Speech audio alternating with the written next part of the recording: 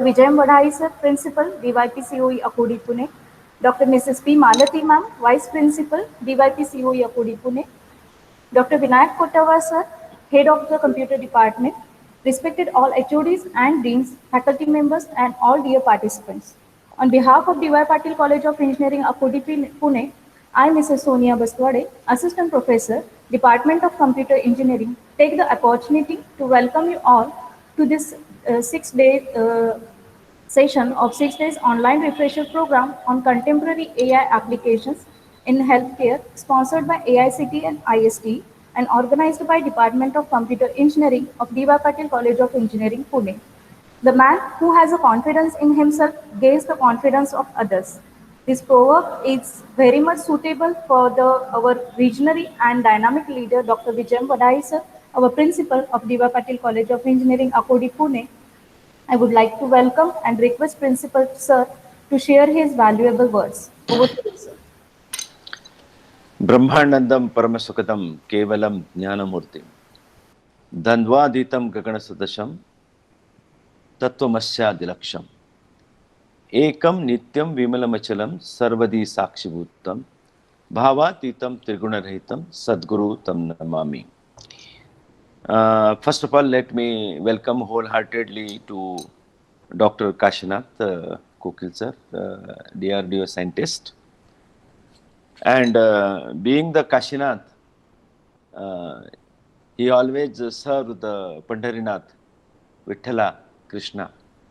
So, you know, the name itself shows that he is a spiritual personality. And Lord Krishna only has mentioned about how to stabilize into the turbulent situations when Arjuna was absolutely in a very disturbed state of mind. Then when they were onto the war field. And then he has preached the Gita, and today our Dr. Kashinath sir, DRDO scientist, the same thing he is going to put it into the very modern technological insight that as far as this AI-enabled cognitive or your contemporary AI, talking about the cognitive systems and cognitive computing systems, AI-enabled cognitive systems, to balance the emotional state of mind. So how this our cognitive intelligence, it is embedded into your cognitive computing system specifically, and how does actually everything is helpful for the sake of the balancing the state of mind.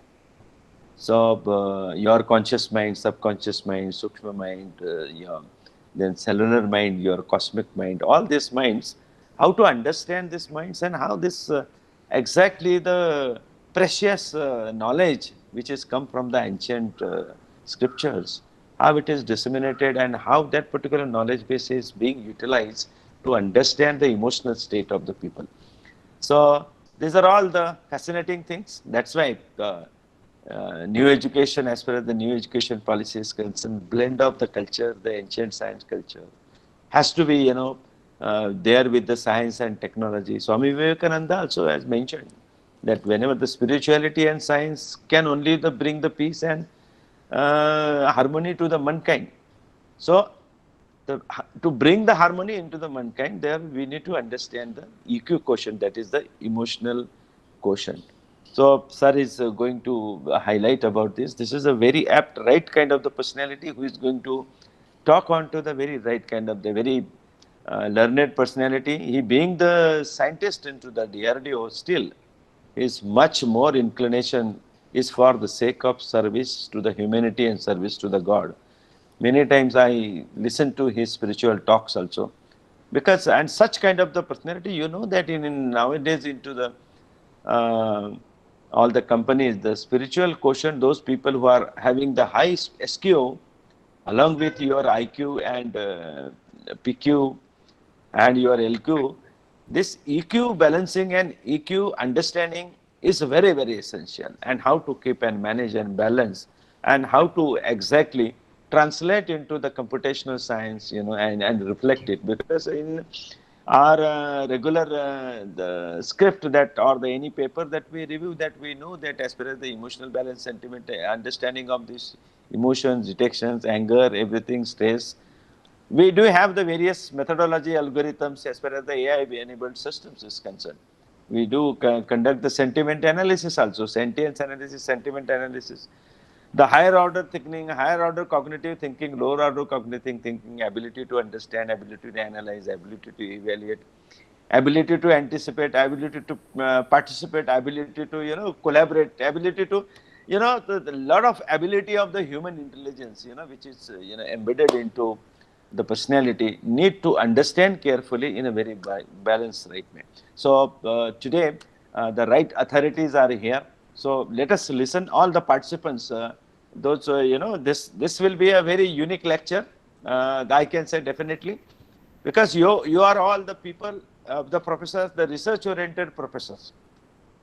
One is the academics, you have to deliver the best of the best academic, is the best of the best subject, but ultimately along with that you have to have a research aptitude, blend of the research and academic and the technology, and adopting the technology and mastering the technology along with the spiritual coefficient. This combination is very rare, and that's why on behalf of Honorable Satish Patil sir, on behalf of Colonel Joshi sir, I would like to welcome you into this specifically this faculty development program, and I request Sonia ma'am to proceed further for the this great FDP, which is the second FDP, which is being taken in a very nice way by Vinay Kotawar and the computer engineering department. I would like to congratulate them. Or to Sonia ma'am. Thank you. Thank you so much, sir. Moving ahead, how are you doing today? What's going in your world right now? How do you feel? This might seem like a simple questions a caring friend would ask. However, in a present day of a mental health care, they can also be a start of a conversation with the virtual therapist. Advancement in the AI are bringing psychotherapy to more people who need it. It is becoming clear that AI for a mental health could be a game changer. And so, the today's session is on the same topic, that is mental and emotional balance in the era of AI. Now it's time to introduce our eminent speaker of the day, Dr. Kashinath Kokil sir. Dr. Kashinath Kokil sir has completed his master's in cybersecurity from Defense Institute of Advanced Technology, Pune. He is currently working as a scientist in Eminent Research and Development DRDO Pune since 2008. He has worked as a scientist for various organizations like August 2003 to July 2008. He was worked in a Center for Artificial Intelligence and Robotics DRDO Bangalore. March 2003 to July 2003, he was working for Defense Institute of Advanced Technology Pune. Before that, he worked as a lecturer in Thadomal Shahani Engineering College, Bandra, Mumbai, from August 2002 to February 2003.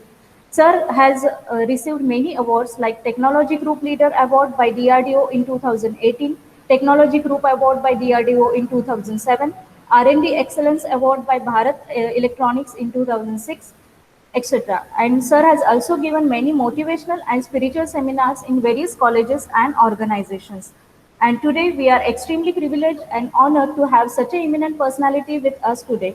Before we start the session, there are some common instructions to all the participants that to mute their audio and video to avoid any further disturbance throughout the session. If you have any questions, you can post it into the chat box and we can take it later into the question answer session. Thank you. And now I welcome and request Dr. Kashinath Kokil sir to please take over the session. Over to you, sir. Yes. Am I audible and visible? Yes, sir. You're audible and perfectly visible also. Okay, good. So I am very much honored and grateful for being here with all of you, especially to Dr. Vijay M. Vadai, Principal DYCOE, Dr. Vinayak Kotawar, HOD Computer Engineering, and Professor Shanti Guru, Professor Aditi Kalia for interacting with me for this particular seminar. I welcome all the esteemed professionals who are attending this talk. I hope the expectation which was raised very high by Dr. Vadai I am able to fulfill, those expectations. So I actually wanted to share a PowerPoint presentation with all of you, but I think there is some error that is coming. You must grant permission in order to share your screen, but I am not getting a way to give that permission. So Okay. just a few minutes. Actually, permission is already set, but once again, I will confirm, sir. uh, Yes. Maybe permission is there from your side, but in my computer browser there may be some problem. Can I disconnect and rejoin maybe? Yes, sir. Yes, sir. We will try this. Yeah, just a minute.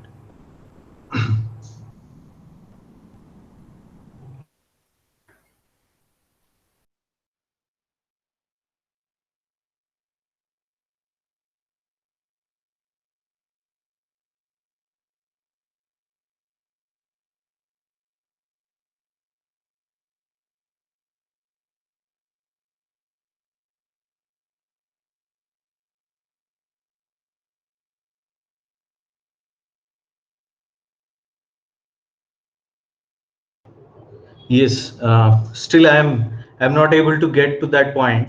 I'll try to open this in a new browser, but meanwhile we'll start our presentation anyway. So today I thought that I would present few points. First of all, the purpose of this particular talk. Then uh, you know we'll talk something about mental health, whether it is worth a serious attention. um, and then we will talk about the power of mind. We'll talk about connection of faith or importance of faith for accessing a subtle science of mind. Then we'll talk about basis of understanding mental subtleties, uh, by taking a little help from transcendental ancient wisdom, of course. And then we'll study something related to cause and effect. We'll see certain things about short term and long term existence. We'll see what are our problems, what are the diseases, and how they can be cured as far as this mental health and balance, emotional balance is concerned.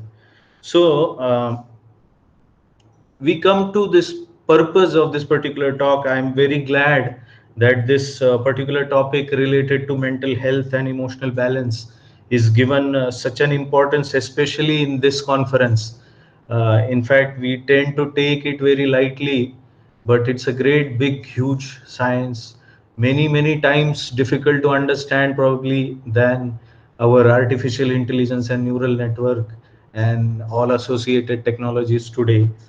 So the purpose of this particular talk will be, to help all of us personally to regather our, energies when we are especially working in, such a technical world, such a complicated, technologies we are working.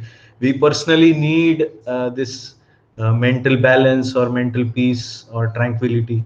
So personally, this will help us. The other purpose would be to lead others who are struggling, because all of us, most of us, are leaders in society. Not, if not leader in a big way, but leader in our own homes. We are leading our own dependents also.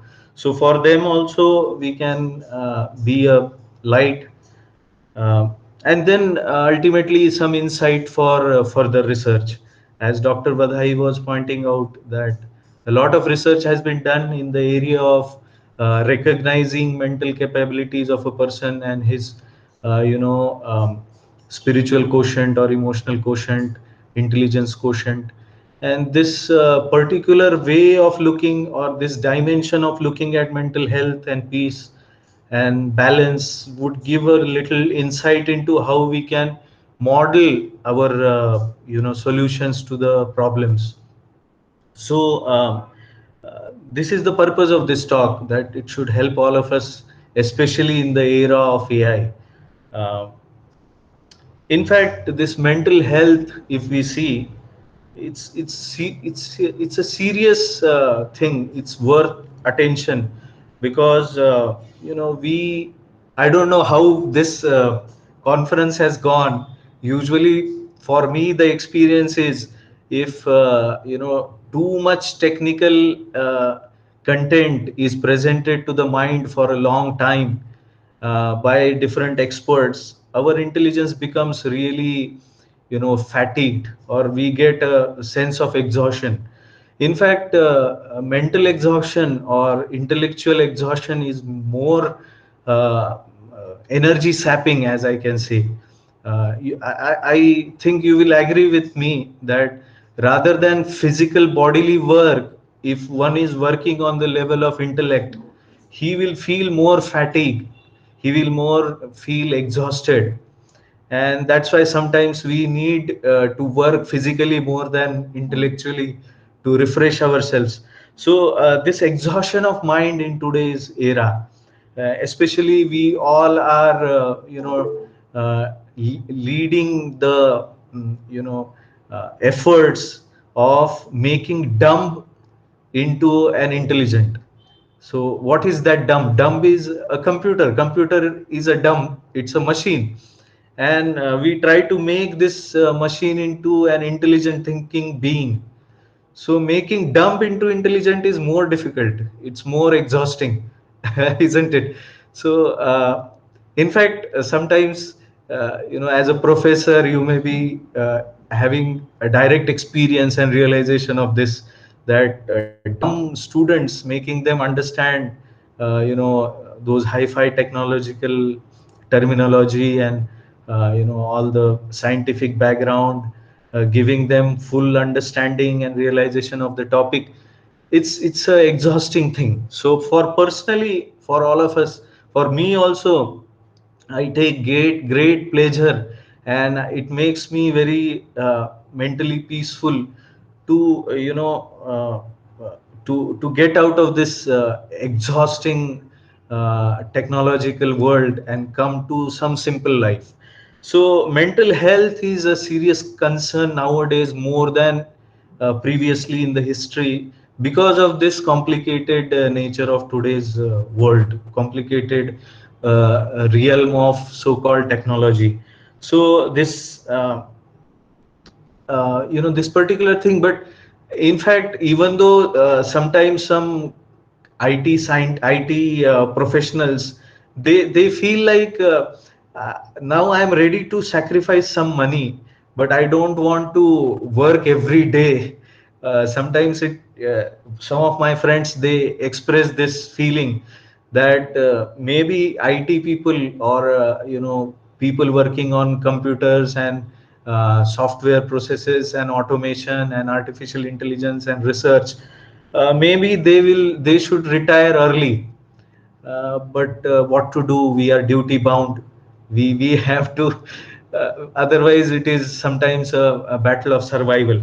So this duty bound nature of our work, we are forced to work helplessly. In fact, Bhagavad Gita also brings out this point.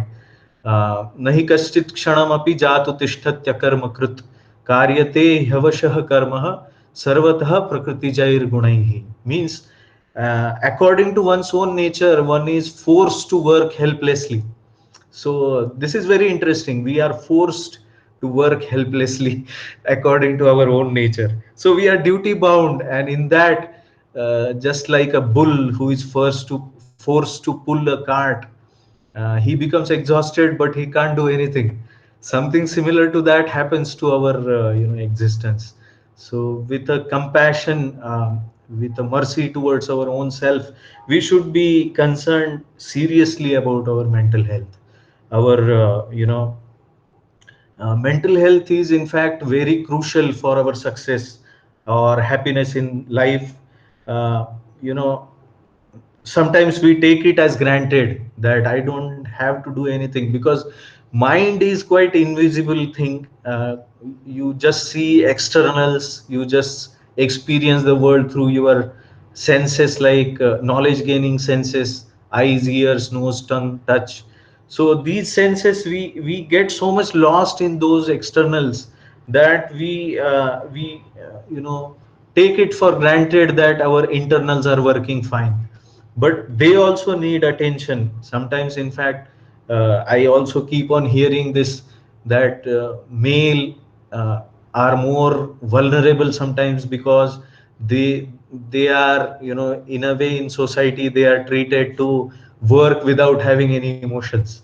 But that is not true. Every human being, irrespective of, not what to speak of human being, every living being is in fact very much uh, desiring to have mental support or mental attention. So negligence in fact can be fatal, and that is seen in today's society. We mostly see that people neglect, they take it as a trivial feeling, and they continue to work despite of being exhausted, despite of being having a mental stress, despite of having a mental imbalance. So negligence can be really fatal.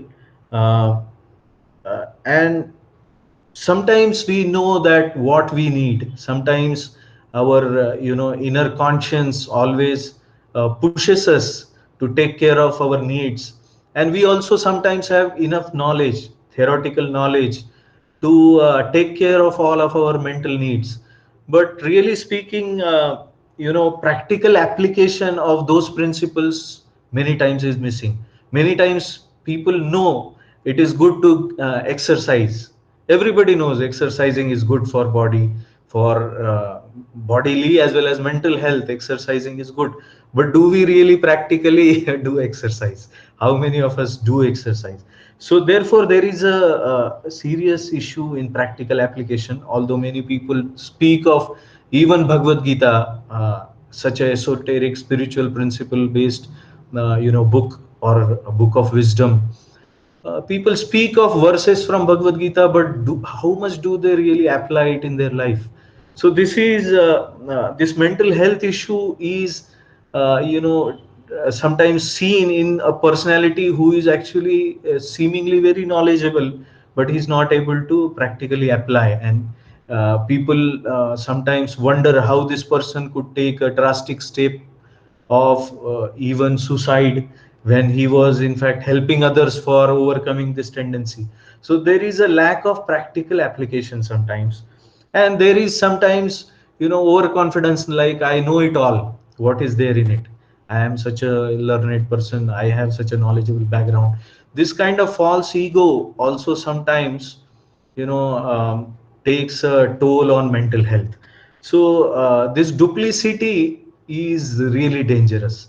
In fact, one example can be given, that if somebody is an expert swimmer, but even if one is expert swimmer, he has to take a proper cue of the depth of water at a place, or the danger of that place. If he has to swim, before he jumps into the water, he has to take a proper अंदाजा जिसको बोलते हैं हम लोग, proper steps to understand the situation. And sometimes we see that even an expert swimmer also loses his life in a dangerous water place. So shouldn't take it lightly. That is the message. It has to be taken up very very seriously. And then uh, in fact, these symptoms, we know that what are the symptoms of a person who is having mental imbalance. We see that sometimes we feel a serious lack of interest in whatever we do. We see lack of enthusiasm, we see frustration within our own minds, we see sometimes excessive anger comes out. Frustration builds, and it bursts out one day.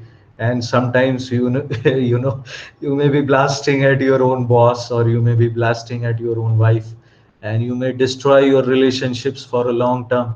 You may even destroy something like your whole career you built with proper intellectual pursuit. You did everything right, but one moment of anger destroys everything. So it's a fatal thing that can happen. Violent behavior, I have seen, even in organization like us, we have seen violent behavior of people under stress. Sometimes the stress, anxiety, depression, loneliness, all of these haunt the person, however successful he may appear from external point of view. Serious illness, in fact medical science nowadays understand the impact of mental health on physical bodily health. So serious health problems, frequent health issues, untimely death sometimes, and in some drastic cases suicide. So all of this are part and parcel. We see today's situation. In fact, I have seen a prominent scientist, even distinguished outstanding scientists, taking drastic step of ending their life out of some frustration. I have seen practically this happening. I don't want to take names of those people. uh, One professor at Sunny Korea University, my colleague, not my colleague, my old college friend, he also apparently did suicide. His credentials, if you see, they were great. He was career wise, he was perfectly successful, and in fact, from the friends of his, we could get to know that he was also doing some charity kind of activity. He was also involved in helping people out. He was taking some initiatives for uh, you know uh, keeping the society people together. Good meritorious work both in his career as well as in his social life, with a kind of knowledge also. And in fact, I saw Lord Buddha's pictures being shared on his timeline. So apparently he was also a little spiritual.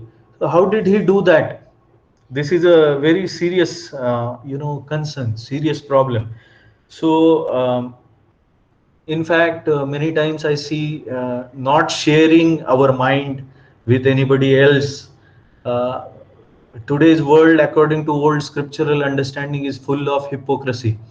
So we show something to the world, but inside we may be totally in imbalance as far as our mental health is concerned. So this is an issue. In fact, we take so much of effort to build the things, but the mind can destroy all those things within no time. So this power of mind has to be understood. And any action that we take in the world, we have to understand that it first happens within the mind. This is also coming from our ancient wisdom, that the action first is contemplated within the mind, and actually a planning, discriminative decision making, analysis, everything is done, and a person takes an action. In fact, it is said that a person, if he acts first and then thinks, then he is not supposed to be very intelligent. But a person who thinks first and then acts is supposed to be more intelligent. So, this mind is the center of thinking, feeling, and willing, which is very crucial for all of us to work healthy in this life, in this world. Thinking, feeling, and willing, these are very important faculties. Without thinking, we can't even take a step. You think of a mad person. In fact, I don't know what mad persons think, but they also may be thinking. Without thinking, nobody can survive. And this ability of a man, sir was saying, all abilities are there within the mental, you know, subtle consciousness. So these abilities are indicative of power of a person, and ultimately they are power of our mind. So great world wars also have been fought first in mind, and then they came out in fact. So mind, a single mind can trigger a world war. A single mind can destroy so many lives, and single mind can help the whole world. So that is the power of mind. But there are certain issues, especially our Bhagavad Gita again, it points out the problem that Arjun has mentioned by Dr. Vadai. He was, totally helpless, and he surrendered to a higher spiritual authority, Lord Krishna. And there, while Lord Krishna was explaining the path of controlling the mind in sixth chapter of the Bhagavad Gita, Arjun plainly stated what are the difficulties. He said, Chanchalam hi manah Krishna pramathi balavadradham tasyaham nigraham manye vayoriva sudushkaram. So that means our mind is restless, it is turbulent, it is obstinate, it is very strong, and all the more it is very difficult. Arjun was saying that I can probably control the wind, but I can't control the mind. So these characteristics of mind are over underestimated. Most of the times, people are not even aware of what their mind can do with them or with this world. So this mind is very strong, restless. All the times it is jumping here and there. It is turbulent. All the times kind of disturbed by sankalpa and vikalpa, as it is called. I want this and I don't want this. So these desires, they are making the mind into a turbulent, subtle entity. And obstinate means once it has decided, even though the intelligence may tell that something is wrong, the mind will not listen, and we act more out of mind more than intelligence, in fact. So even though sometimes intelligence is pointing out that this is something wrong that you are doing, but mind is so obstinate that it wants to act in that way only. Sometimes it is seen as something that is very harmful we are doing to our body or to our, even our position in society, but our mind doesn't agree to stop doing that. So you see certain drunkards or certain addicted people to drugs, they may know that it is harmful for him. In fact, it is written, जो cigarette smoking करते हैं ना, उनको पता है, it is written, and not only written, a very horrible picture of cancer patients is put on that cigarette pack. But the person who smokes, he knows, but he can't do anything out of his bad habit, which is coming ultimately out of his mind. So these pushes are very strong, and they are compared to a wind. So therefore, this is the nature of the mind coming from our ancient understanding. So can we neglect? In fact, we can't. According to WHO report, 1 in 4 people globally have a mental health issue. 1 in 4 have a mental health issue, and I don't know how much analysis they have done, but sometimes I certainly find that many people have a lot of issues, but they do not express it or they do not come out of it. So there are certain symptoms by which we can detect, but to understand those symptoms we need to go deeper into this understanding of mind. uh, Even according to a government supported Nimhan study, 1 in 10 Indians have a mental health condition, and 1 in 20 Indians have depression. And uh, uh, we have to make a little distinction here, that what is exactly this depression and what is healthy stress. So it should be understood in a right manner. In fact, we can't deny that we may be under depression. We can't say this is a very touchy feely new age hogwash, and our ancestors, our daddies and nannies, they never had this problem of depression, so we will never have it. It's not like that. It's a reality. Everybody gets upset, everybody feels low, sometimes even feels anxiety at some point of time in their life, because the life is supposed to be like that. It's not so straightforward. It's not according to what we decide. The life is dependent on higher authorities, higher real controlling agencies, the nature under which we work. if the nature goes haywire, we can't do anything. There are things beyond our control. There are things beyond our own decision making. Sometimes we are forced, as it is said, we are forced to act in a certain way, so that produces anxiety, depression sometimes. But that is not a disorder, as far as these feelings are not too much intense, and they do not go away easily. Then it is a problem. If they hamper our everyday life in a very significant way, then it is a problem.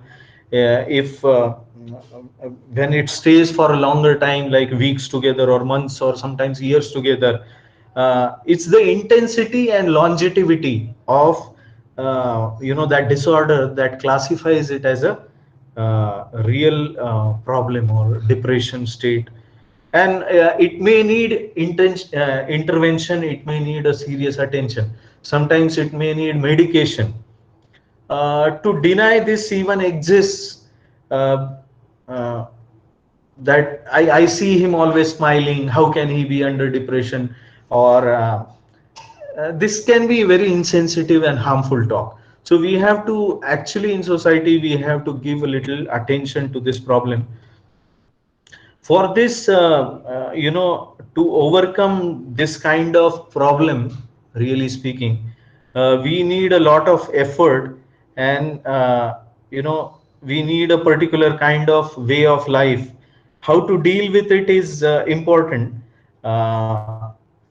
uh, in fact, in this particular direction, we see that modern studies have been done, and people have tried to understand the mindset of a particular person psychologically. In fact, one of the research, Dr. Alia Crum, assistant professor at Stanford University, she is also principal investigator of Mind Body Lab and a clinical psychologist.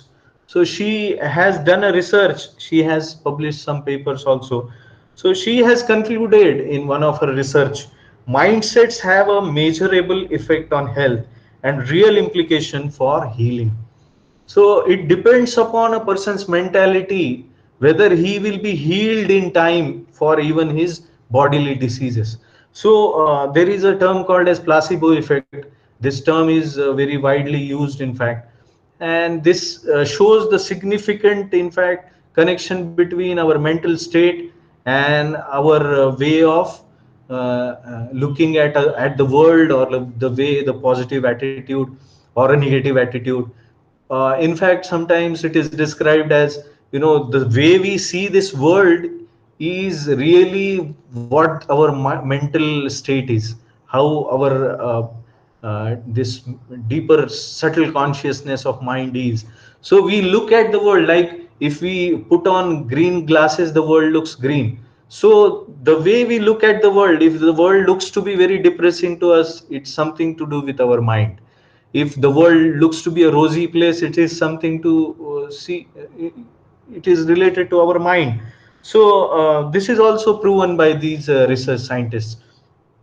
In one of the research, Oakley Ray, professor emeritus of psychology, psychiatry and pharmacology at Vanderbilt University in USA, he says that according to the mind body or bio psychosocial paradigm, which supersedes the older biomedical model.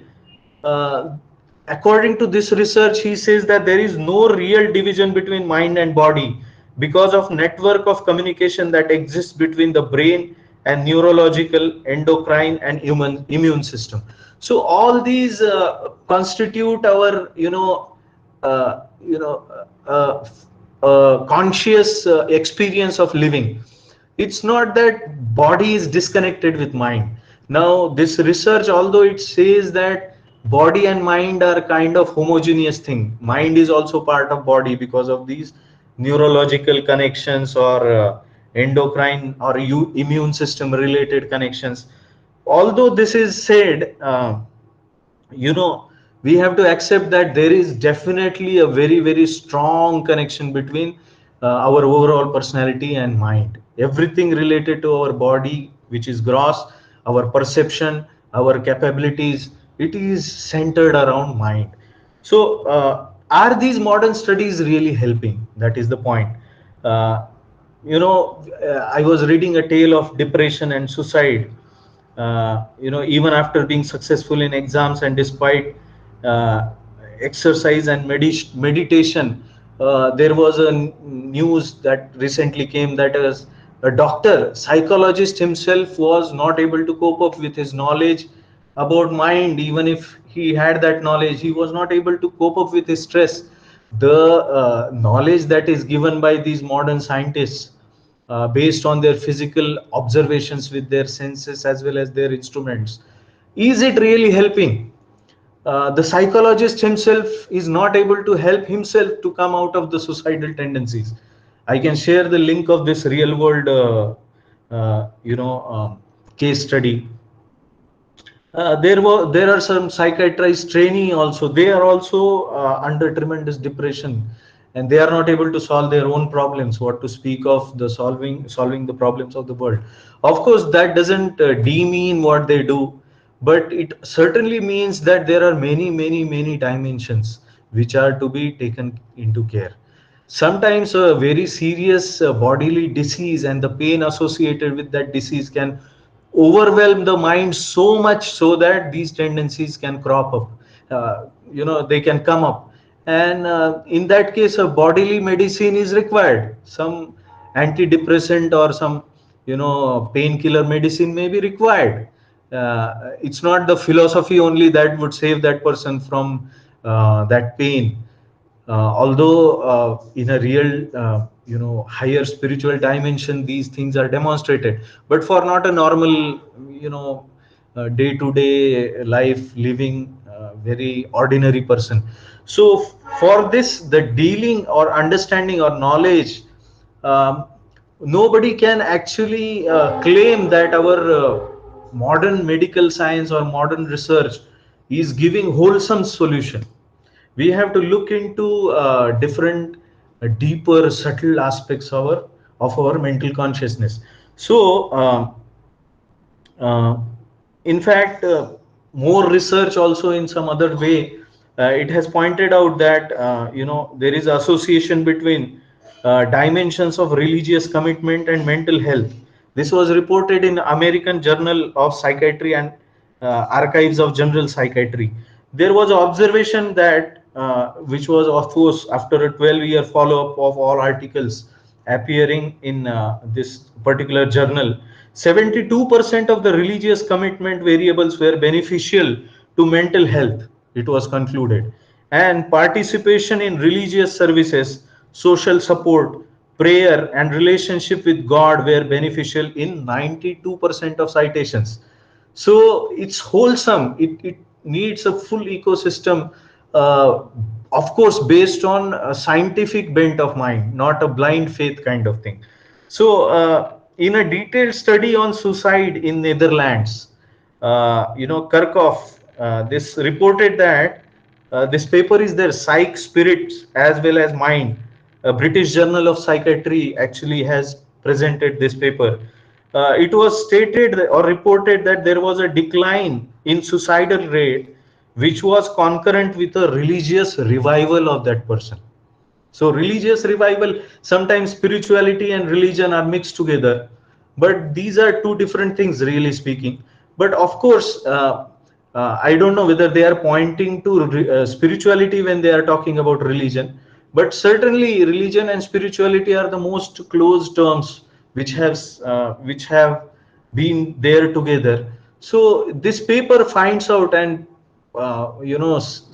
emphatically states, based on the statistical information, that there is a decline in suicidal rate when there is a religious revival of a person. Of course, this can't be a blind religion or some man-made religion or some unbona fide path presented as a religion or some fanatic terrorist kind of organization preaching something as a religion. So this is pure spiritual requirement. So we need to go deeper into the aspects of understanding our mind. This may be helpful to our own selves to transcend the problems. This may be also helpful in research. So I don't know. I have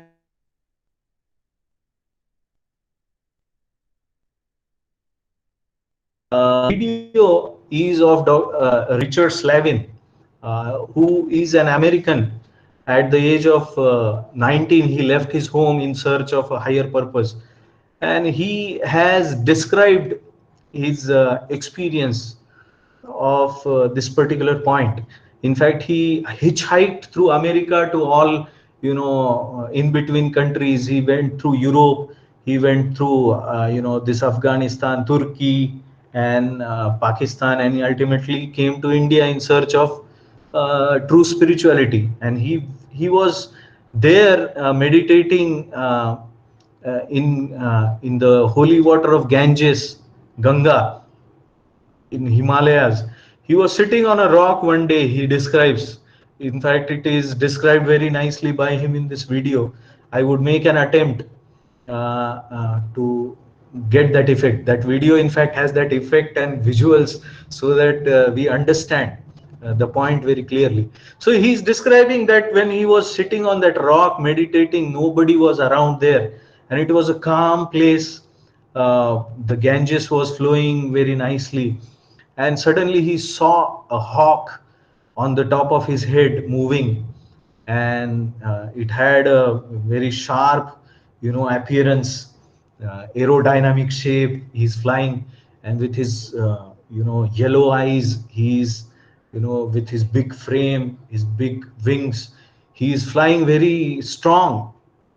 And then suddenly he comes near, very near, to Richard, and suddenly out of the Ganga water he picks up a fish, and the fish, in fact, he is brought out of the water. It is in the claws of that bird, and that bird is flying up, and then this fish is, kind of, uh, he's struggling for life, and then flattering very heavily, and then it's gone, it's dead. So Richard was, in fact, very, he was always meditating, and he was of spiritual bent of mind, and he thought to himself that what could I learn about life from this. He was saying, we are something like that fish. We are in the comfort of waters sometimes of this world, and that fish might be, thinking of eating something. He is moving around in the water. Maybe he is also playing with his own family of fish there in his own world, not knowing anything about, what is going to happen in next moment in his life. And suddenly this hawk comes and takes him out of his world, and he's no more in that world. Everything is taken away. Something like that happens to us also. In fact, today morning only, my colleague at office, I heard the news that he's no more. In fact, I never expected that would happen to him suddenly. Yesterday night he felt something, was admitted, and then he's gone now. So it's a truth. Death is a truth of life. But the point here is, are we prepared for this kind of change of realm for us? In fact, Richards goes further and says that if that fish would have been swimming deep in the water, the hawk of death would not have found him, and then he would have survived. So, in a way, it is indicated that we must go deeper in understanding of life, the purpose of life, uh, you know, uh, uh, what is the ultimate goal that we are seeking for. So all these philosophical questions, in fact, become very, very important. And these topics are not discussed as such in our traditional or in our modern science. They are very much neglected. So therefore this feeling of exhaustion comes because we have been superficially seeing the life. We are as superficial as that fish. We are swimming very, superficially in a shallow water.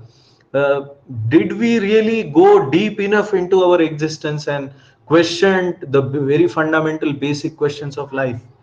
In fact, there are many anecdotes and inspiring stories which I can tell, but due to lack of time, we'll just take this point as it is, that we really need to understand deep enough this scientific knowledge related to our subtle consciousness.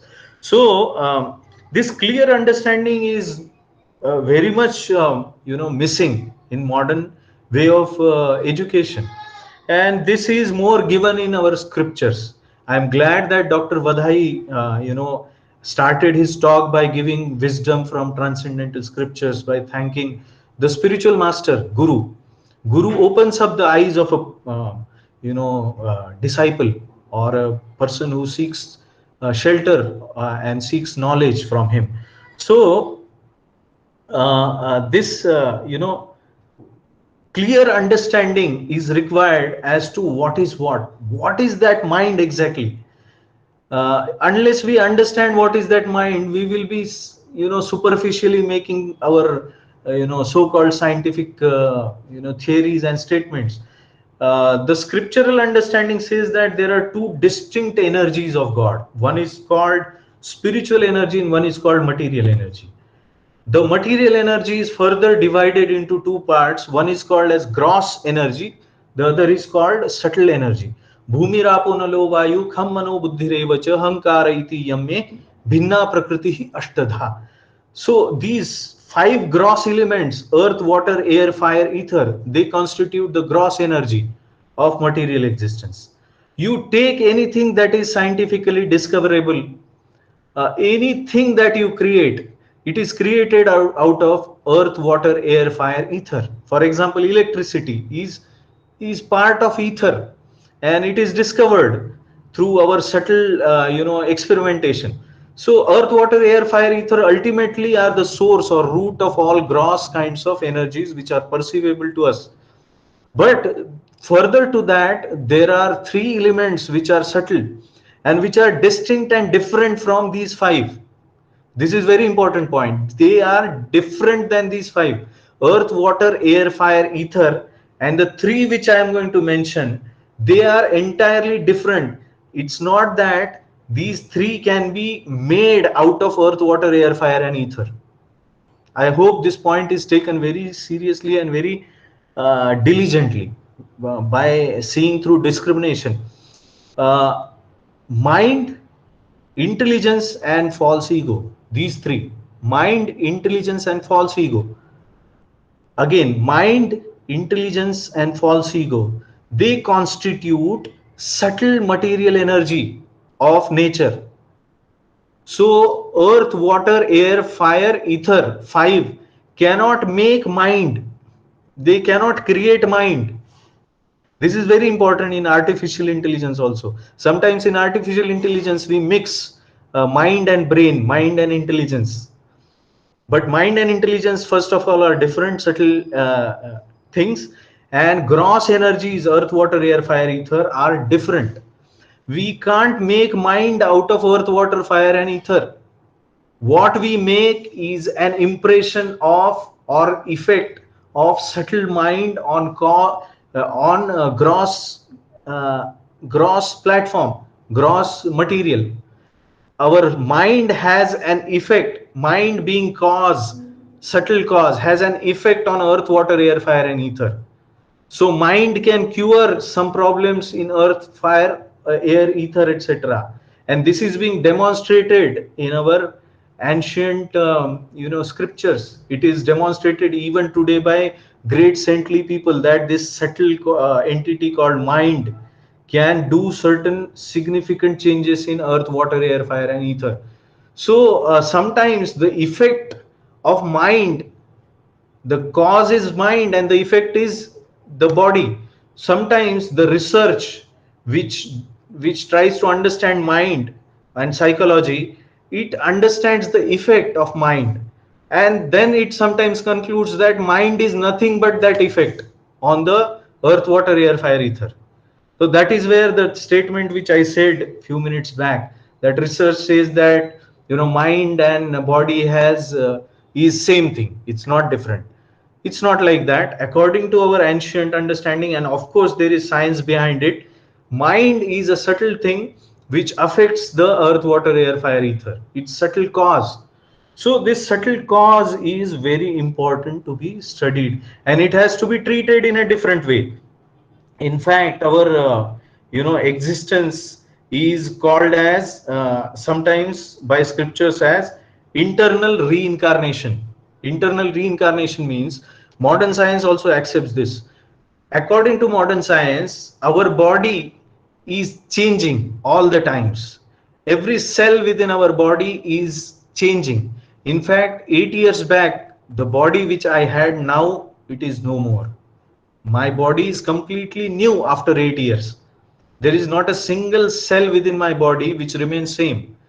It dies, it continuously dies. And like a movie, since we are not able to see this transformation of dying cells, we can't see dying cells with our eyes. So therefore we see like a movie, our body is moving, but actually we are reincarnating again and again in newly created bodies.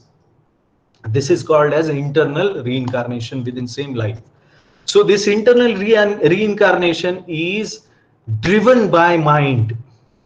Mind creates our new bodies. This is difficult to digest probably, but this takes a lot of practice and realization to understand. Practice, a scientific practice. I am not telling religious practice, scientific practice. So this subtle conception, subtle body made up of mind, intelligence, and false ego actually drive our life. And in fact, it is our subtle existence. In fact, whatever we see through our senses, the impression is shown by our mind to us. In fact, mind has capability to see even if eyes are closed. This is experienced in our dreams. How do we see dreams when our eyes are closed? If we go deeper, as it is brought out in that particular story of Richard, that we need to go deeper into understanding our own existence. If we go deeper, we can understand that our mind is able to show us something, visualize something, visualize something which is not even seen in this lifetime by these mortal eyes. We are able to visualize such things. How? So it has its own subtle senses, it has its own subtle existence. So this mind is a very subtle existence, and this has to be understood very properly. So what happens exactly at the time of death has to be understood. Then what happens is our short-sighted picture of our own existence becomes broad. It doesn't remain only limited to certain number of years that we live in this earthly body. It becomes broader. In fact, Dr. Ian Stevenson, uh, professor of psychiatry, he has proven that reincarnation is a fact. It's a scientific fact. So when we see at journey, that is internal reincarnation within our own this life, and external reincarnation beyond this, particular small lifespan of not more than 100 years at most, we can see that our subtle existence, the subtle body exists even after gross body's death. In fact, that is happening now also. Gross body is all the times dying, subtle body is all the times getting reincarnated into newer bodies, newer gross bodies. So similarly, at the time of death, a gross body falls down because it is no more useful, and a new gross body is developed and the subtle body enters. So when you see mind, working on mind doesn't mean working on mind for paltry reasons for a very small lifetime. Working on mind means you are taking this mind along with you as your own personality. In fact, the scriptures give a great length of understanding in this regard. Uh, it says, Shariram yadavapnoti yachchapi utkramatishvara ishvara gruhitvaitani samyati vayur gandha nivashaya. That means just like air carries aroma, the fragrance, Similarly, the subtle body of mind, intelligence and conscious false ego, that particular subtle body carries one living being from one gross body to another gross body. So unless we understand this kind of nature of our existence, we can't go deeper enough into understanding of our mental health, our mental condition. Our mind is wanting an infinite life, but when we are short sighted, we are not spiritual enough, we are not deeply learned enough, we are not, our eyes are not opened enough with the knowledge of, you know, scientific scriptures, bona fide scriptures, then this short sightedness makes us struggle with life more. Because suppose somebody says, there was a story, a person was told, you run long up to your sunset, you run for a very long distance, whatever distance you will cover, you will obtain that much amount of earth, that much amount of land will be yours. So you run up to sunset. So this man, he ran with greed that he will obtain a large amount of land. He was so fatigued that he lost his life before sunset happened. So something similar to that happens when you are short sighted.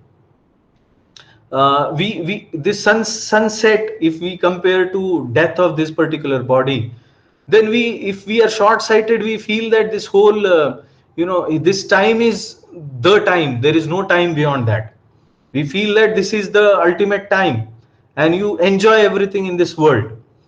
But in that race, in fact, we lose a lot if we lose the sight of our eternal living. So therefore, this knowledge is important for making a proper mindset, which was pointed out by that another research, that it certainly helps. Suppose a person, he is not happy about his life, he's not happy about his looks, he's not happy about his relatives, he's not happy about his relationships, he's not happy about his career, he's not happy about his money making, he's not happy about his lifestyle, he's not happy about his city, village, or whatever. If he is in that state, and if he feels that this life is all in all, what will he do other than going into depression? If he is not properly situated in a positive spirit, he will ultimately feel that everything is ruined. But same person, if he understands this, it's called ABCD in Bhagavad Gita, the understanding of soul, its eternity, and its capabilities, or its position in gross as well as subtle existence. So the soul, being eternal, is actually a relieving thing for our subtle consciousness. It's not that everything is finished at the time of death. Even person can become immune to the fear and anxieties related to death, and they can face death happily. That's why spiritual people, the greatest danger, greatest anxiety also, they can handle very judiciously, because they are well trained and knowledgeable in this area of spirituality.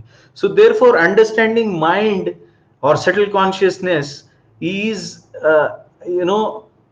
dependent on your spiritual realization, spiritual understanding. And therefore, many times, just like I said, some people actually quote Bhagavad Gita, but they do not understand this with a lot of faith. They have in mind the British conception of British world. British people use this word mythology. They feel that this is all mythology. But if you really see, modern science also has clues about its validity, and modern psychological research also is accepting this. So therefore, not undergoing any political brainwash, one must be seriously seeking such transcendental scriptures like Bhagavad Gita to understand, and having insight, a scientific insight into mind and its balance. So once you understand this concept, it becomes easier for us to understand what are the laws by which, what are the nature's laws by which the things become balanced, they become harmonious with our nature. What is our true nature? So that nature we have to deal in this world and deal with so much of stress, anxiety, and associated problems, mental imbalance. How to deal with it is most important. In fact, there is a documented this thing, you know, in the magazine, The Guardian. There is a list of regrets which a dying person has. So dying people, number one regret of dying people is, I wish I had the courage to live a life true to myself. This is very significant. In fact, people feel that true to myself means sometimes they feel whatever I desired I should have expressed and I should have enjoyed before dying. But this is a very superficial understanding. In fact, the true understanding is, true to myself means what? Who is myself? Who is self? Am I this gross body which is ever changing? Am I the designation in my office? Am I that subtle mind? Am I that intelligence? Am I that ego with which I identify myself with this body? Or I am beyond, transcendental to that? So true to myself means true to being, true to your soul, true to our spiritual existence. So that actually, although a person may not, the dying person may be dying in ignorance of his own true self, actually the meaning of I wish I had the courage to live a life true to myself is, even if I had desire of going into spiritual understanding, I neglected it simply because some brainwash or some society or some this or that. Many people, uh, they fear to be spiritual. They feel that society would see them as, they will get discriminated by others. They fear, they hide their spiritual beliefs, they hide their religious following, they hide their conceptions. They feel very reluctant to support vocally spirituality. They fear to be called unscientific or of blind faith. They fear to be called as a sentimental personality. But what if it is all true? What if you die immediately without knowing it? When you had the capability of knowing it through the power of your subconscious mind, you neglected it. So it is said, if you don't use your brain, you will lose it. Similarly, the nature takes away the capability of mind to understand its own true nature if a person is not using that capability. So this is what is called as animal reincarnation. A person becomes animal because he does not justify, him being a highly situated conscious person who knows how to make dumb computer into an intelligent, artificial intelligent machine. So if you have that capability, you also have this subtle capability of mind. So therefore, this is very important that before dying, we know this properly. And what to speak of before dying, we need it to live the life. We need such a, mental training. Sometimes this one more regret that is explained is regret 2 is, I wish I hadn't worked so hard. Sometimes this society makes us into a very hardworking, uh, a dull person, all the times working too much hard, like the person who is running for land. You miss to live the life. So this is one of the regrets of people, that why didn't I listen to some saintly people sometimes? Why didn't I listen to some why didn't I read through Bhagavad Gita? Something like that. So people, in fact, feel that I worked unnecessarily hard for something which I am going to lose anyway. Our ancient wisdom says, Chanakya Pandit, he says, यो ध्रुवाणि परित्यज्य अध्रुवम परिसेवते तस्य ध्रुवाणि नश्यन्ति अध्रुवम नष्टमेव च. Means one who is running behind something which is temporary, he loses his chance to attain eternal. Dhruvani parityajya adhruvam parishevate. He goes behind something that is temporary. And since it is temporary, although you achieve it, you will lose it because it is temporary. But as I pointed out, the subtle consciousness, the mental state, the purity, all of that goes, the discrimination, all of that goes with us even after this death of this body. So why not work on that which is something which can take with us beyond this bodily existence? So it is said in Bhagavad Gita also that swalpamapyasya dharmasya trayate mahato bhayat. Bhayat means danger.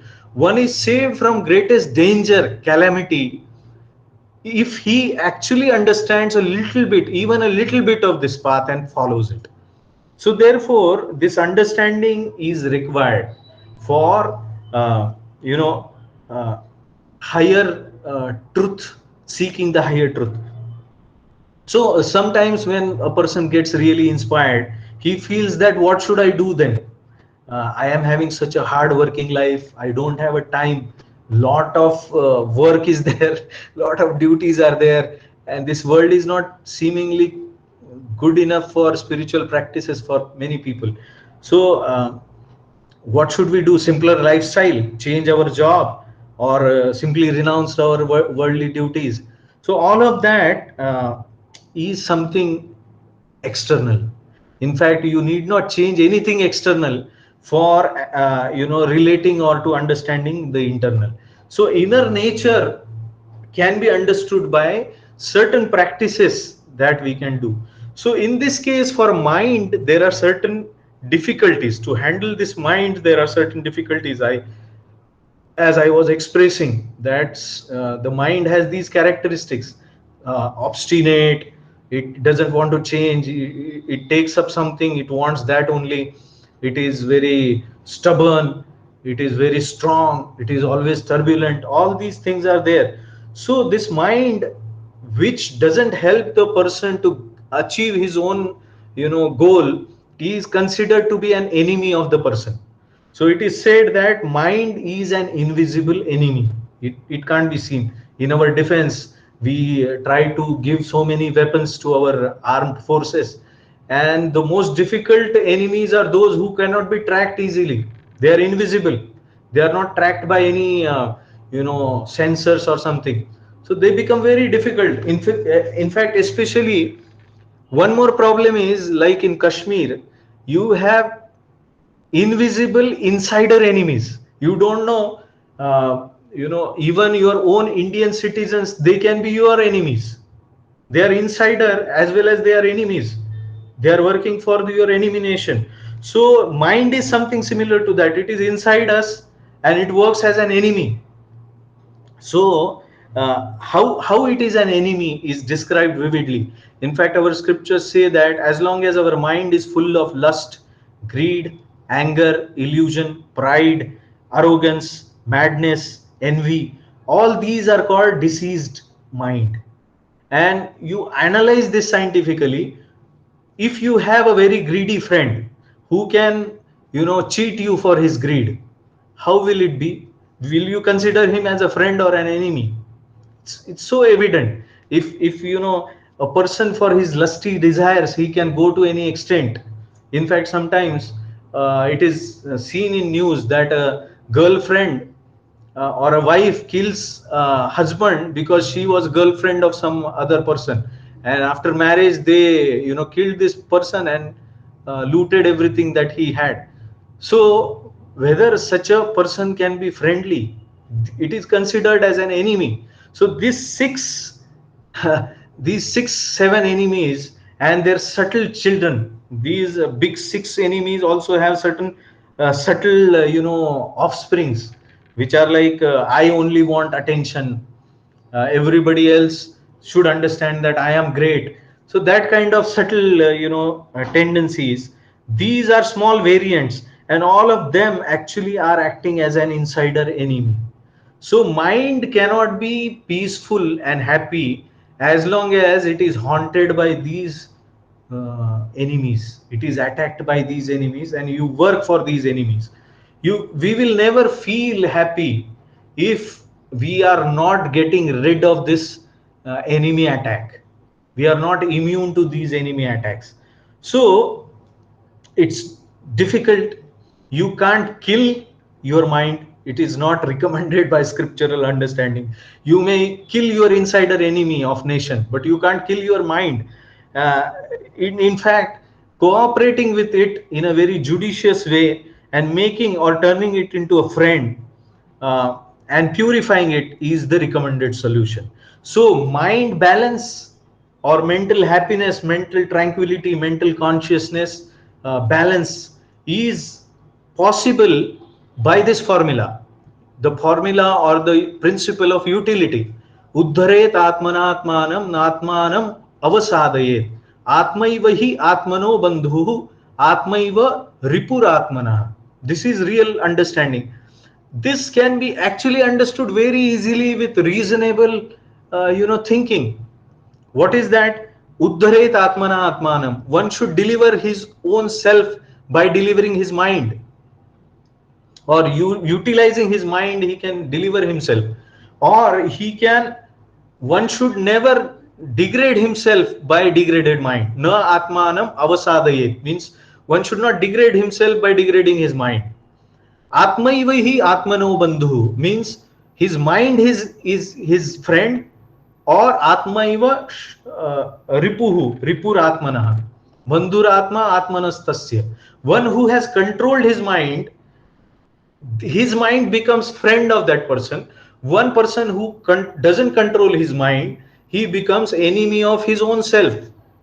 This can be very easily understood in academic circles, especially because if your students, they are short sighted and they think that drinking and enjoying with friends and enjoying with opposite sex, and that way only spending time becoming cool in the eyes of whole friend circles, and neglecting studies at the cost of studies, all these things for a youngster are very lucrative. They are apparently very happy experiences, but this short sightedness will make that student fail in long term life. So that is called as something called as priya prayas, and something called as shreyas. Priya means which is very pleasing immediately, but long term it is harmful. So one has to realize that the mind which is acting through senses, if it goes behind lust, greed, anger, and utilizes his existence for satisfying his enemies and making them stronger, he is going to fail long term.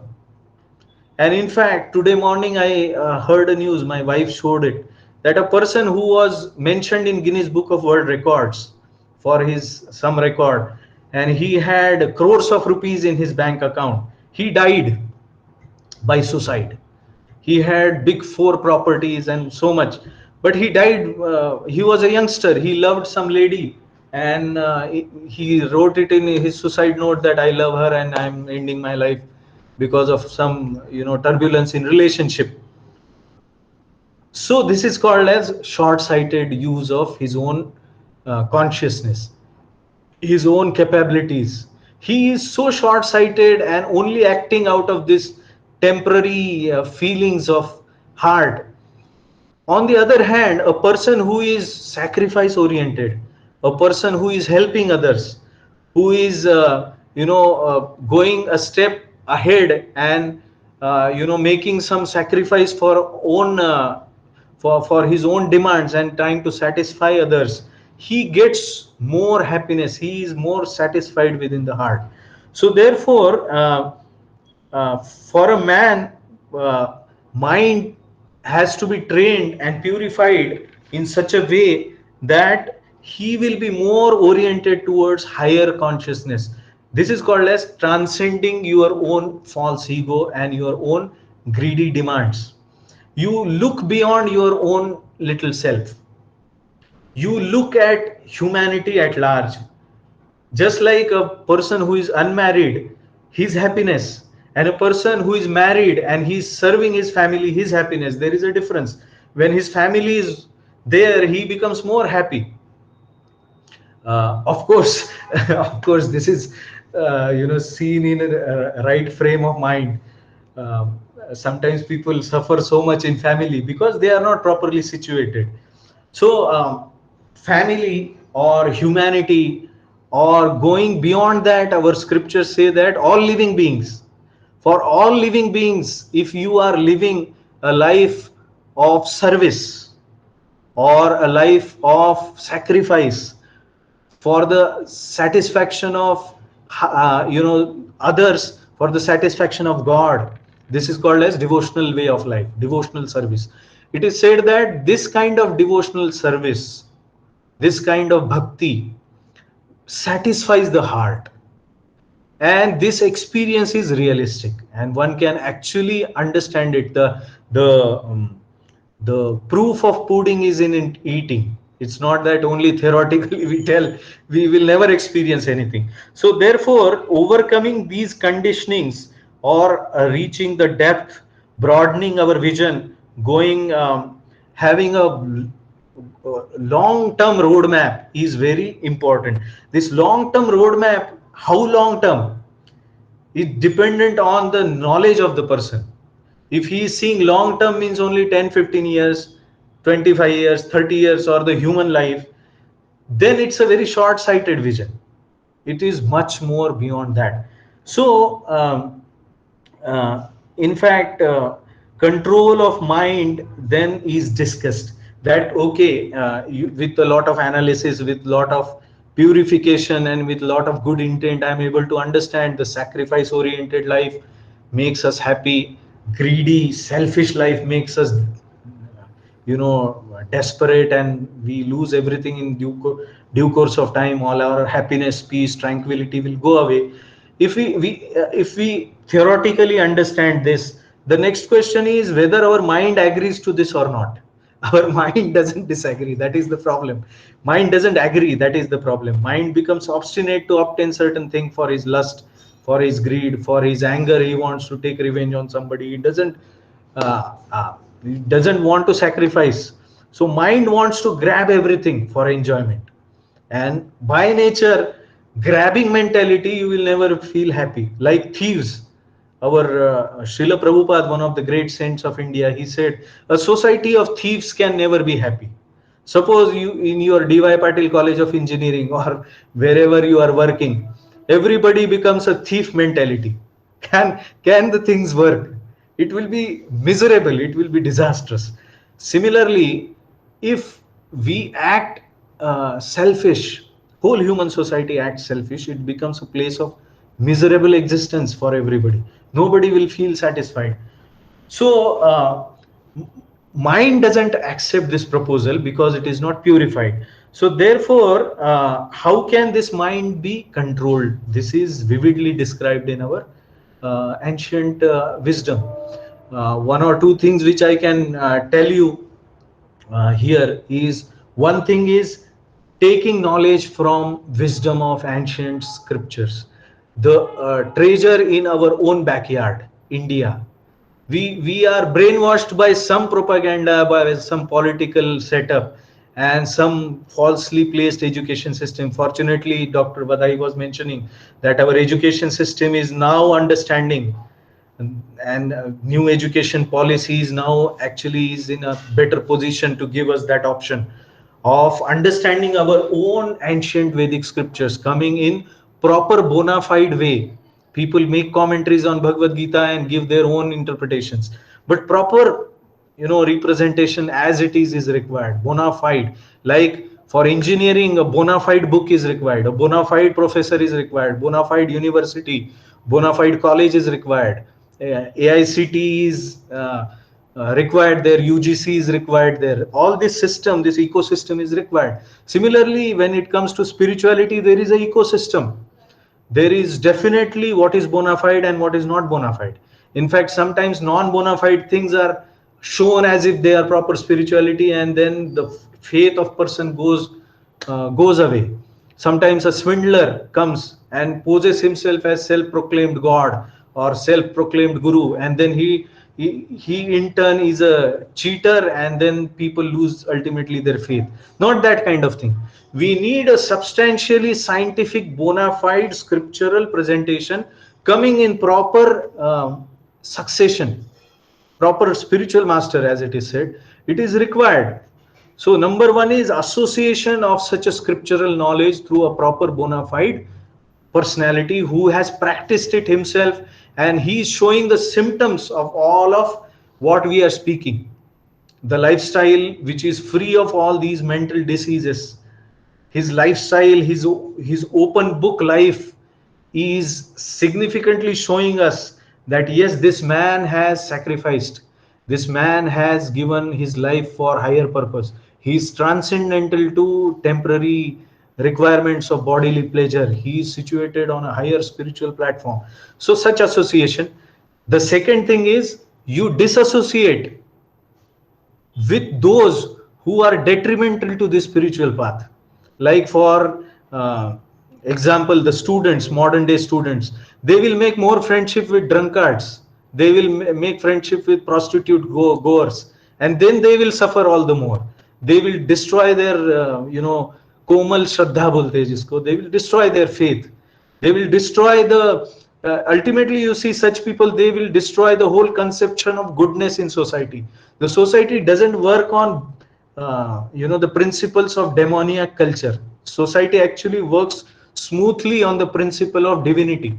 As long as divinity is there, the society will function properly. If the divinity in the society is lost, people become demoniac, the society can't work properly. Politicians can't give you proper things, leaders in the society can't give you a proper way. So therefore it's a synergy that has to be built. The demoniac has to be left alone, they should suffer alone, then they will come to their senses. We should not support demoniac nature, we should be vocally supporting. As one similar thing mantra is given by our Narendra Modi ji, Prime Minister, vocal for local. Similarly, we should be very vocal about our divinity. We should be vocal about our divinity. That promotes the divinity in society. If we are vocal about demoniac practices and we don't oppose them, we don't disassociate with them, they will get strength. So this is second thing. Third thing is a practice like meditation, yoga, proper exercise, proper for today's busy world, God is very practical. In fact, our ancient scriptures say that in this age, particularly chanting of the holy names, that I personally practice.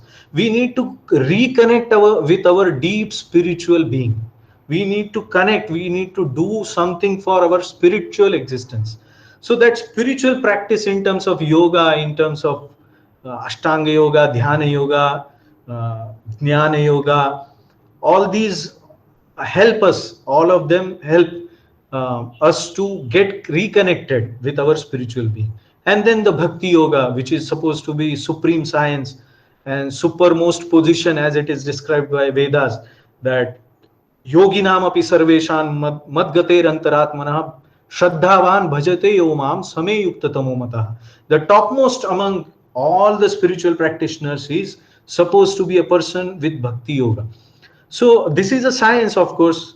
It needs a lot of explanation, lot of discussion, lot of satsanga, as it is called, lot of practice it takes to realize these topics. But all of them are worth an attention. That is my point. All of worth are worth to be looked into very importantly, very scientifically.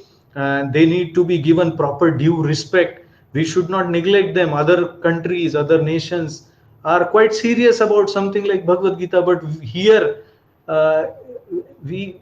I feel it is a shame that many of us don't even know what is there in Bhagavad Gita.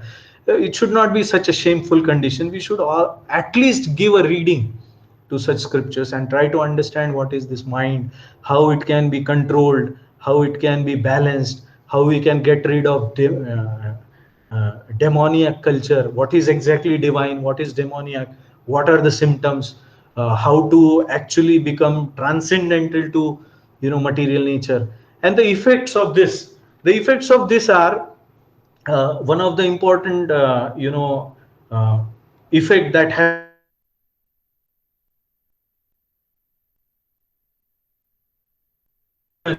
Shantim apnoti naishtikim. Yuktah means one who is engaged in this kind of lifestyle by giving up his fruits of his activity. Yuktah karma phalam tyaktva means by giving up his fruit of his activities, he obtains Shantim apnoti naishtikim. He obtains a great peace of mind. Naishtikim means unflinching or not moving, all the times present. So while doing your work, this is the greatness of this message. While not changing the externals in this world, while not stopping to work, while not stopping to go to office, while not stopping to take care of family, while not stopping to do all our worldly activities, while doing all of this, one who is detached from the fruits of activities and offers them for a higher purpose to others, like a family man, he doesn't spend whole money for his own self, he spends it for his family.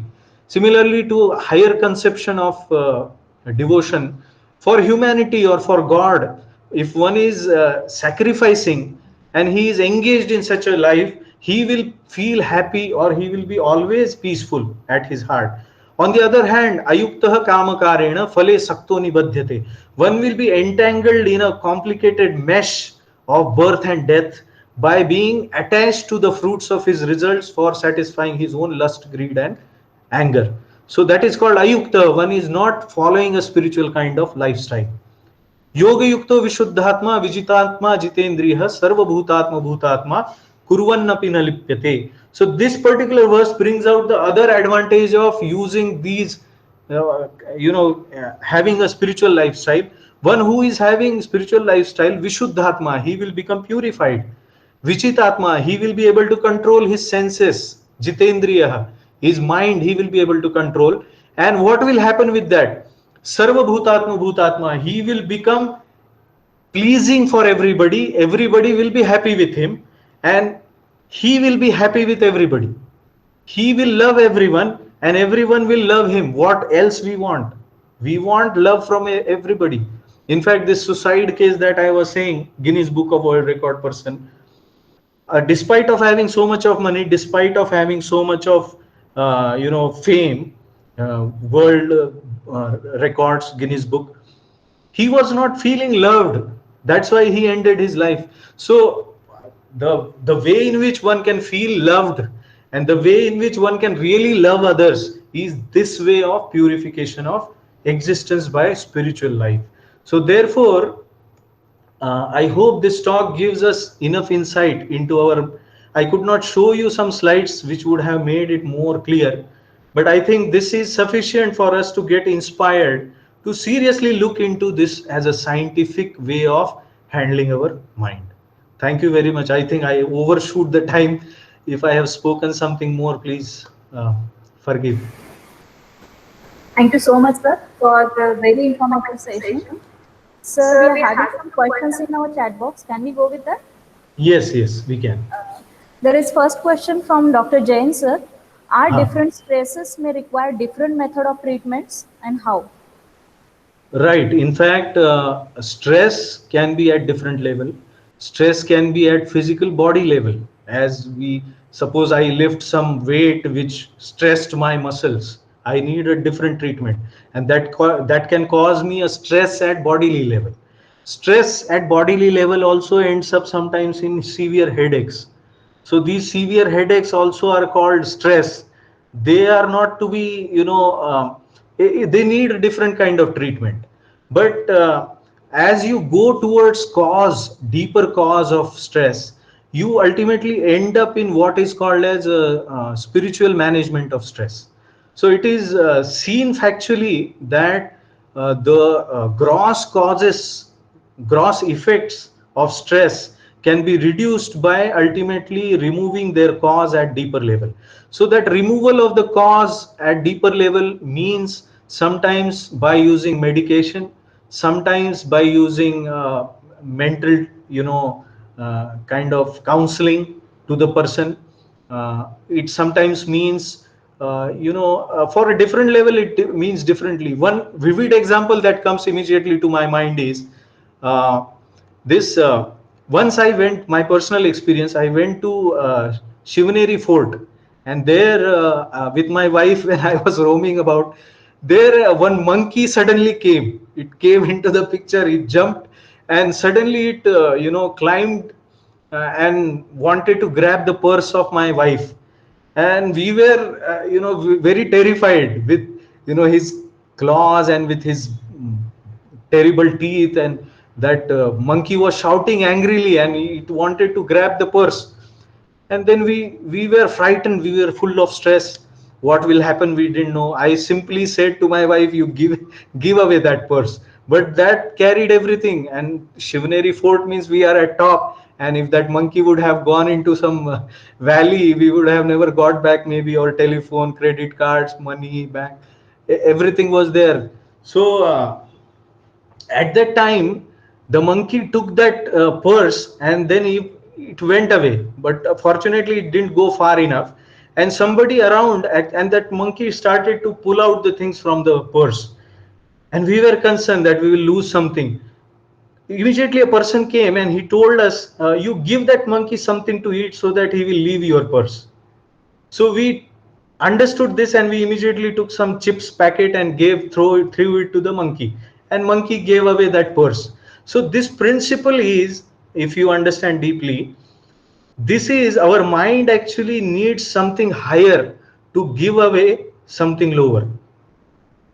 I hope I am making a point here. When we see it through the light of multidimensionality explained by spiritual depth of knowledge, we have to carefully treat a person's depression or stress by trying to use this particular kind of technique. So the effect, although may be cured by medication, by different methods, ultimately going to the root and giving him something higher by which his stress will get reduced is important. So the topmost is spiritual taste. By spiritual taste one develops an attitude, mental positive attitude, free of diseases which I mentioned, that causes an effect on higher grosser dimensions. So that's why it was said that sometimes religious revival, suicidal tendencies dragged back. Many times even medication doesn't work, suicidal tendencies do not go even after medicine. So at that level of stress and anxiety, the subtlemost treatment will be useful.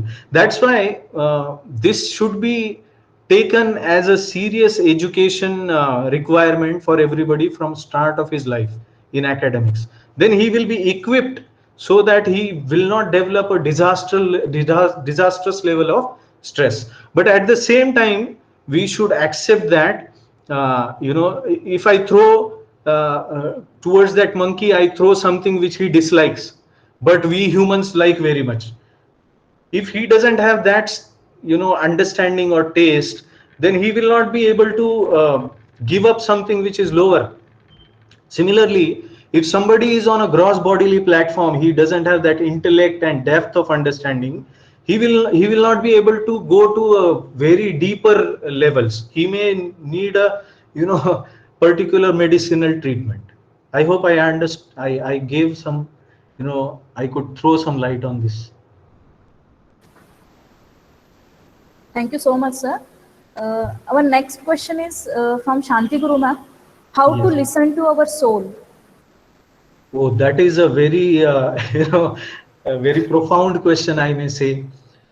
In fact, mind, in a way, is the method by which we listen to our spiritual existence or spiritual, as we call it, soul. But mind is so turbulent, it's not peaceful, it's always lost in externals, that it becomes difficult for us to focus on our what actually spirit soul says. So therefore we need help there, we need a greater help. In fact, it's something similar to your education system, that why Professor Shanti Guru is required for students. Can't students themselves learn everything on their own? They need help, they actually need guidance of an expert professor, who has some long amount of years experience and practical exposure to that technology, he can very vividly, lucidly describe. Similarly, you need spiritual guide or spiritual counselor, you may say. It is highly recommended even in case of mental depression. You need a counselor. Similarly, to understand what is the language of our soul, what it wants to tell us, what is our divine inspiration, we need a sufficient amount of guidance initially, of course.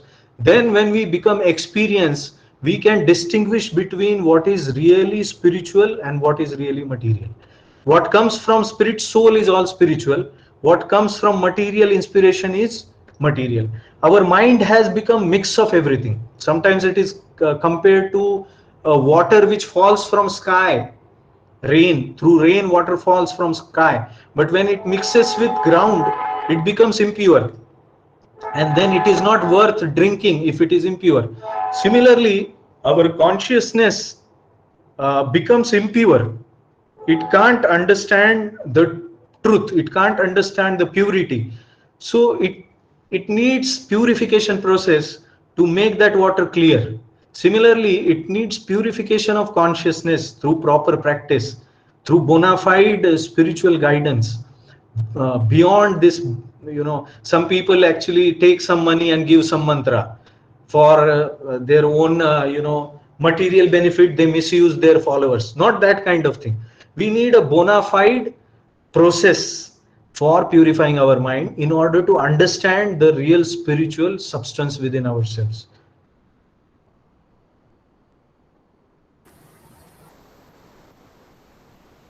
Thank you so much, sir, for this very informative session, the wonderful session. It's always worth to hear you, sir. And this session was indeed needed by each one of us, and I hope we all can get inspired from it. Thank you so much, sir. Now I request our HOD, Dr. Vinayak Kotavar, sir, to share his views. Over to you, sir.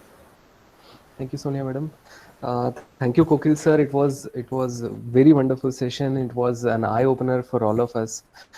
From almost last 5 days in this workshop, we all are brainstorming through various technical topics, and we are going through a lot of technical stuffs, hands-on, and other things.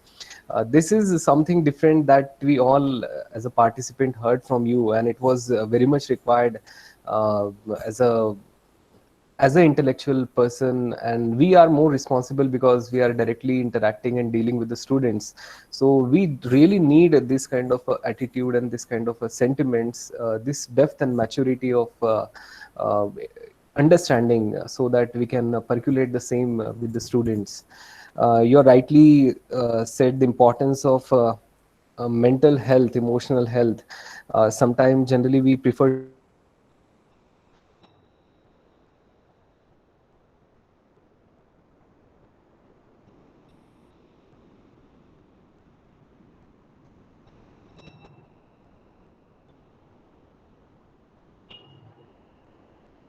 but HOD, sir, you are not audible.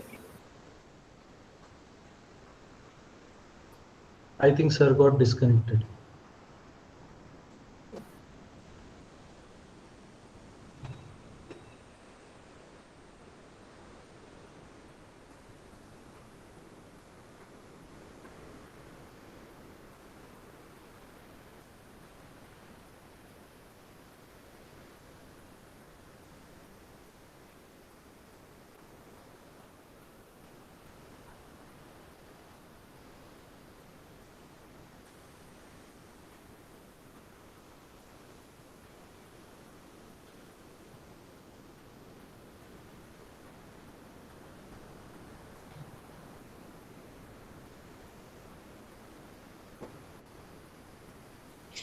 Sir is reconnecting. Yes, Yeah, HOD sir is reconnecting. Yes.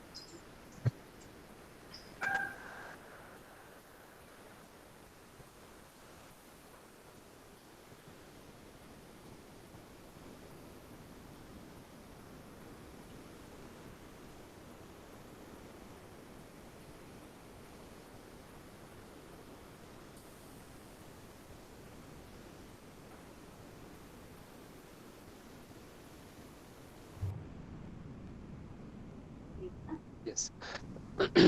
Sorry, due to some network issue, I lost the connection.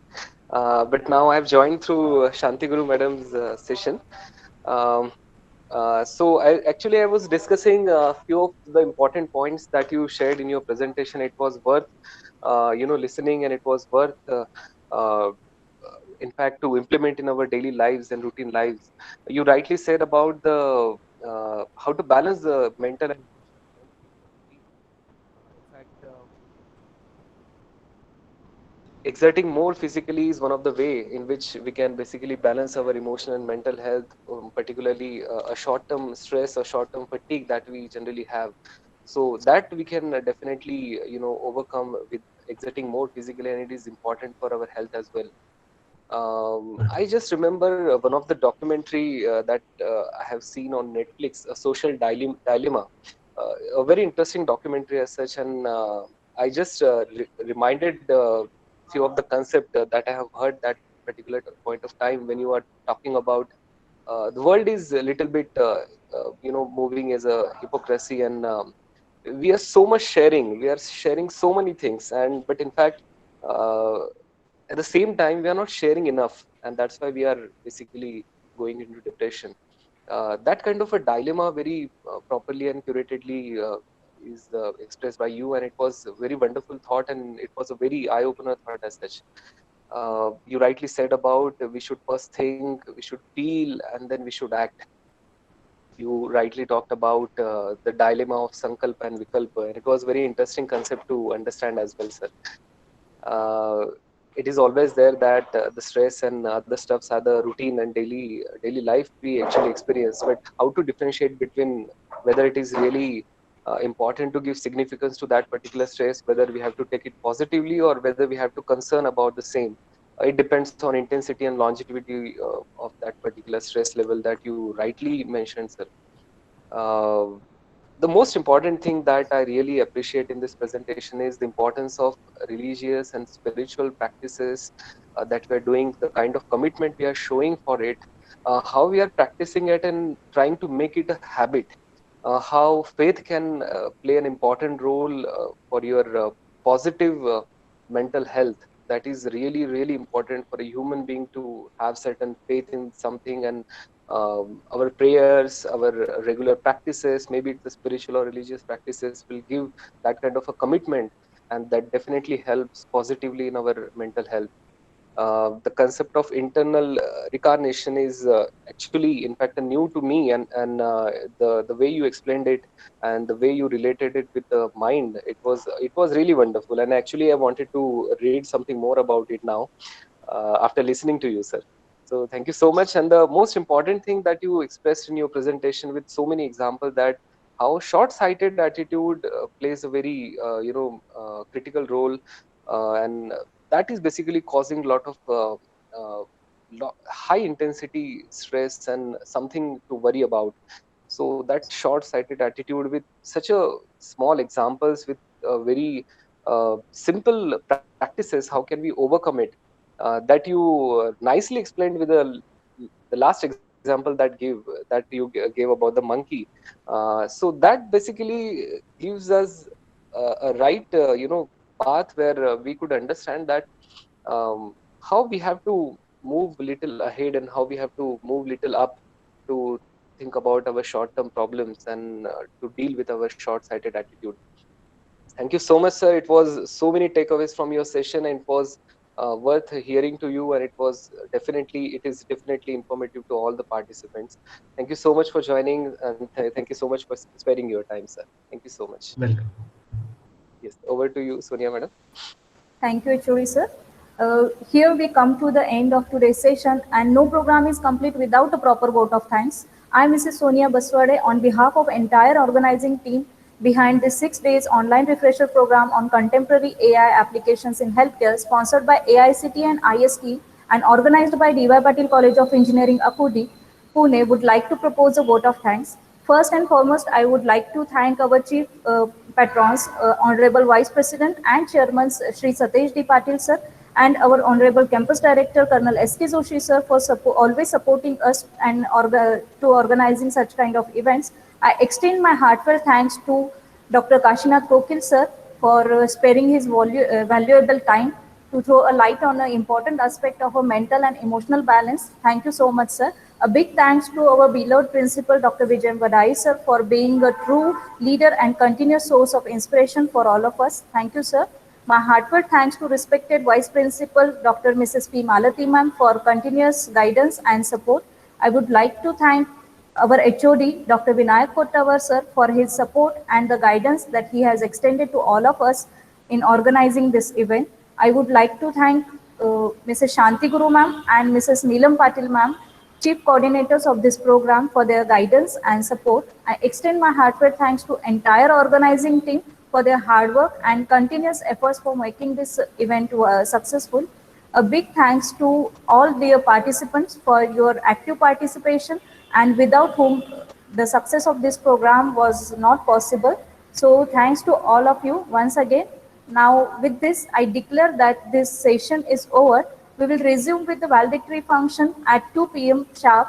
All the participants are requested to join the session by 1:50 p.m. sharp. Thank you so much. Thank you, sir.